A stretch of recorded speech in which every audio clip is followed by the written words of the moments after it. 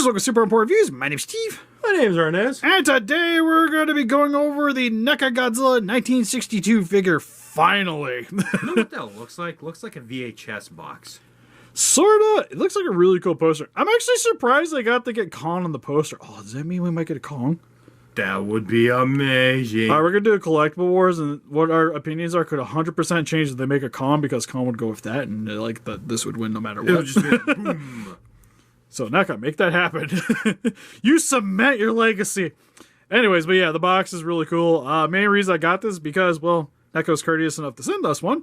And also, it's easily my favorite Godzilla suit of all time. The box has actually a lot more details than you think. Like, look in the center, you can tell King Kong versus Godzilla right there. On the top, it's got like... Yeah, you got the color by Eastman. You got, like, some of the actors in the film, which is really cool. The oddest thing, though, is the corner of a box is just black and white Godzilla. See it up there next to your thumb? Oh, yeah, well, it's like the legendary one up there. Top of the package, you get Burning City with King Kong versus Godzilla. This side, King Kong versus Godzilla. Some more of the suit. Oh, I said 65 years with Godzilla. Yeah. Heck yes. 54 to 2019. Back of the package just shows him his poses, what he comes with. Battle of the Century featuring Heat Ray Blast. Heat Ray Blast? NECA, I thought we talked about this. Never mind, we can't do this figure. Well, I mean, I guess it makes sense the way it looks now. You know what I mean? Yeah, well, in the original, it wasn't really like a blast. It kind of melted things. Oh, yeah, you are right. To be fair, but it's almost always been atomic blast. But, and you know, anyways. You caught Kong on fire. Can't complain with That's true. Inside of the package, there's no Godzilla. We unboxed him already. But it's got a cool background, though. Look at that. Yeah, you get Mount Fuji in the background, which is pretty cool. Nice little display option. I wish this picture was cooler. I don't know. I actually don't have a problem with that picture. It's okay. You could have used a better one, but still, it's pretty good. It's just kind of generic. This is where you need to, like, King Kong Godzilla, right? Yeah, but then they're, like, guaranteeing you that they're going to do a Kong, and we don't know anything. They don't have to. It could have been, like, Kong from the movie. Like the Godzilla toy, right? Would have been kind of neat, but copyright, I can understand. And some barcodes on the bottom. So, let's get into the figure. Alright, so now that we got Godzilla open up out of his cardboard prison, first and foremost, we're going to go over his accessories, starting, well, technically, too, he has the tail. You had to attach that outside of the package. Pretty easy to do. I'd use a hairdryer. So you heat up where you would attach the ball joint into the socket. Which is a normal thing. Yeah, it's pretty common to do with these guys. Just like 10 seconds, pops right in. Pretty easy to do. Please be careful. Don't overheat it and melt the plastic. Okay, with a hairdryer, that's really hard to do.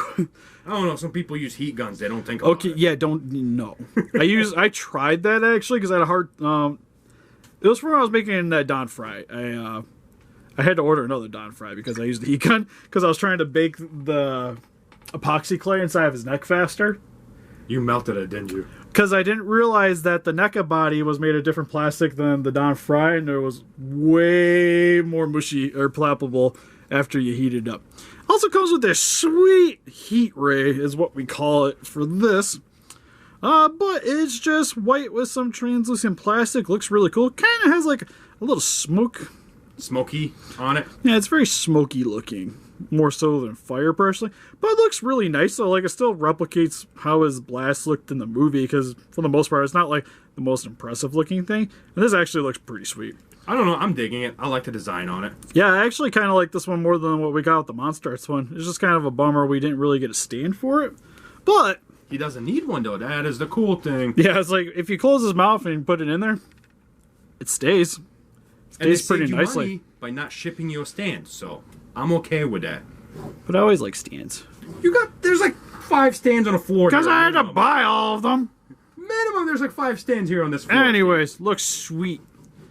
And actually really, I'm kind of glad that we didn't get like the atomic, like the Spitfire look to the back of it. Like it's illuminated, because we got the breath effect. I'm actually very happy. I'm okay with his paint job, to be honest with you. Yeah, actually, that's probably the biggest selling point for me for this compared to the Monster Arts one, because actually just going into his closer details. Starting with his head sculpt, looks pretty nice. I like the look. It's like a Muppet mated with a crocodile and came out with this. So that's kind of what 62 looked like. Yeah. He's like Kermit the Frog and Steve Irwin had a baby. Right? Yeah. In a good way, in a good way. No, definitely a good way. Yeah, no, the head sculpt looks pretty nice. One thing between this one and, say, the Monster Arts one, to me, anyways, they looked like they designed, like, the faces off, like, different poses. So, depending on which, like, scene you're looking at for the 62, this Godzilla looks a little bit more accurate than the Monster Arts one, but at certain scenes, the Monster Arts one looks a little bit more accurate than this one. But the one thing that's kind of consistently that I really love about this one, more so than, say, the Monster Arts one, is I really dig the way they designed, at least the mold for the lower jaw. It's what sells it every time. Yeah, it's not very uniform in the shape. Like, it's got a little bit of, like, that, like, wiggle to it. Wiggle, wiggle, wiggle, yeah. And when you look at the pictures from the movie, from the scenes, it's made just like that.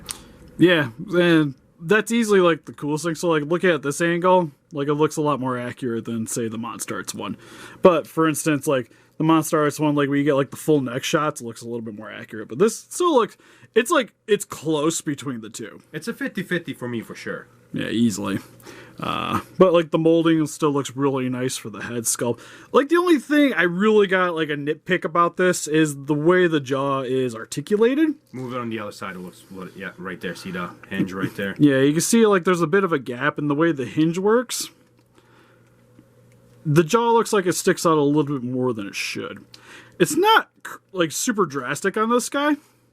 It's not, like, it's not GMK bad, per se. It's more like 54, which is actually fine. 54 was actually pretty sweet. I've seen some reviews of him, and people have it a lot worse than we do, trust me. Yeah, the only issue I had was I had to heat up the jaw to get it to open. That was the only real sticky thing about this. But what's nice is the inside of the mouth is paint. Oh, I just noticed there's a hole in the back of his throat. Yeah, that's how that thing fits in there so far. You know what? I haven't barely got to really fully look at this. Like, you guys are going over this the same time I do. Yeah, that's how the beam goes in so far. I seen that first time we put the beam in there. Yeah, I was wondering because it seemed like it went in there pretty far. So yeah, you just, oh, that's pretty dope. And now you don't have to worry about the stand. All right, that's pretty sweet. It's also painted very nicely. You got some molded detail on the inside of the mouth there as well. Teeth are done to bone coloring. The weird thing is, like, if you're really looking at it, the way the hinge is on the inside of the mouth. It's the part of the tongue. So the tongue is actually, like, separated inside of the mouth. That's looks a little weird with that part. It's a little odd, but to be fair, it's either, like, if I'm going to be posing this guy, it's either this or the beam will be. Yeah, or the beam's going to be his mouth. So I'm not going to really know. So, like, he's not going to be sitting on the shelf just, here you guys, without him spitting out something. But moving down, the figure next looks nice. Has a lot of folds like you'd see in the suits with the classic Godzilla wrinkling for the scale pattern here coming around the back of the Kaiju. The dorsal plates are actually painted really nicely. One little nitpick is this spine's a little too big. Yeah, it should be a little smaller, and the back one should be just a little smaller. The three middle ones should not be the same height. Yeah, it's more like, it should be like fairly uniform, and it's mainly this one is the primary culprit. But other than that, like, the paint job's actually really nice on it, though. I do like how it's a little bit brighter than what we got with the Monster Arts one, so that it just kind of shows off a little bit better on your shelf. Then moving down the tail, where the paint job is a little bit inconsistent in certain parts. As you can see right here, it's not quite as painted as much as the spines here, or even the ones coming down the tail. But still, nothing too crazy. Moving down the body here, where you get this more smooth chest. Like, when you look at the Monster Art one, it has a weird paint job right there, but this one doesn't. Well, like I said, it's not really the paint job. It's just like the way the plastic is. You get that shine there. Yeah. It kind of distorts the color of it. Well, this guy's still fairly rough, which is really nice. And then you get more of the scaling here for the stomach section here. But you can just kind of see where, like, a lot of the wear for the suit would have been. And then for the arms, and what's nice too is the hands are on multiple hinges.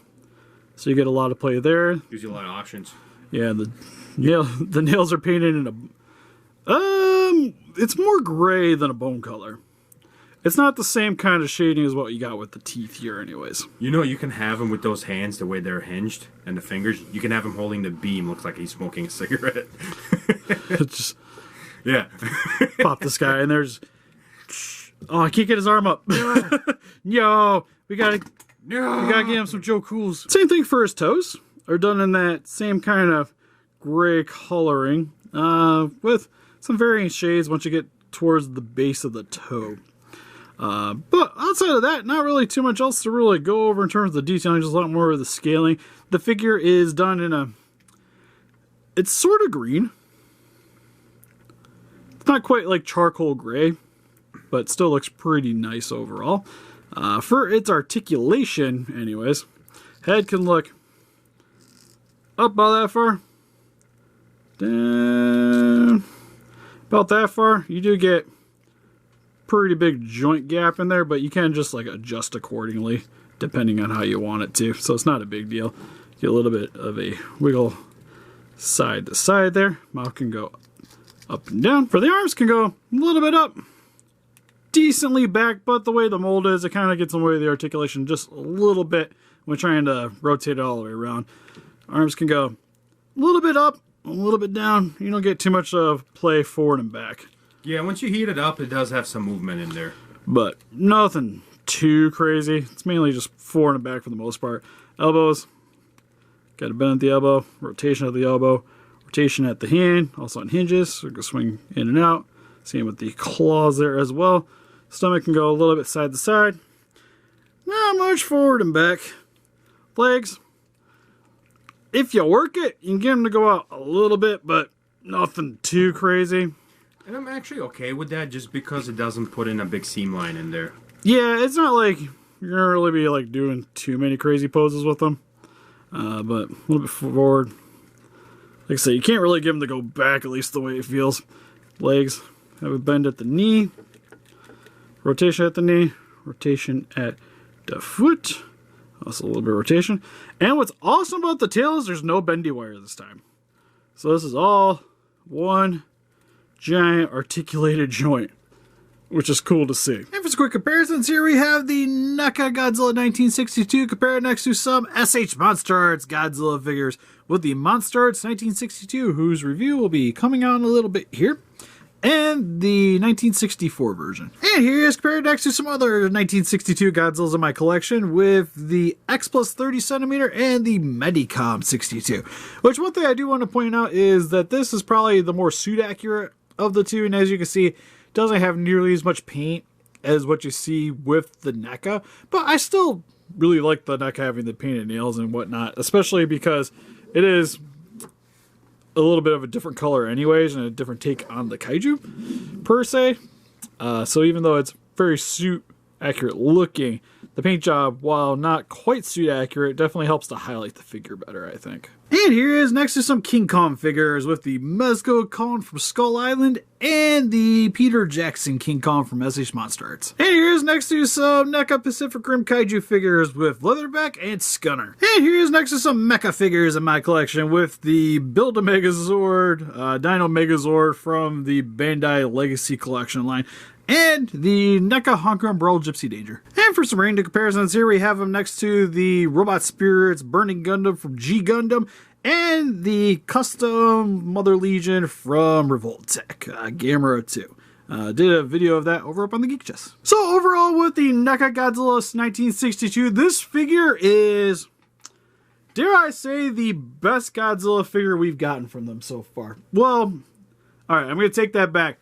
The 24-inch long 2014, still the best Godzilla we've gotten. This is easily the second best now.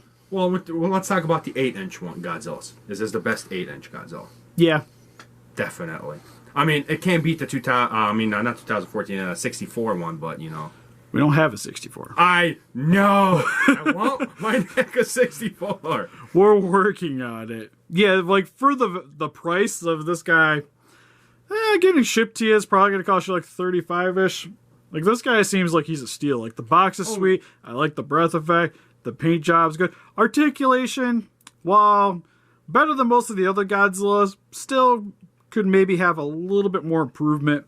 But other than that, like, there's nothing really much else I can say about this. It's just if you like the 62, go buy it. Yeah, definitely.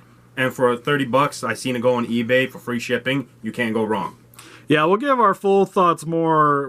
We're going to be doing a comparison on our other channel, the Geek Chess, of which one you should definitely be buying. But a little bit of a spoiler, I'm slightly swinging this way. At least at the moment. NECA, you get the monster out. Fine. But what do you guys think? If you guys picked up the 1962, what's your favorite version of Godzilla? Or is King Kong just more your thing? Please let us know in the comments. Look closer, pick this guy on our Facebook. You want to click the link in the description below. We also have a Patreon account, exclusive prints for the channel, and also a t-shirt shop now down in the description as well. And help us defeat those kaijus by hitting the like button, subscribe, become a ranger today. See you guys in the next video. Bye-bye.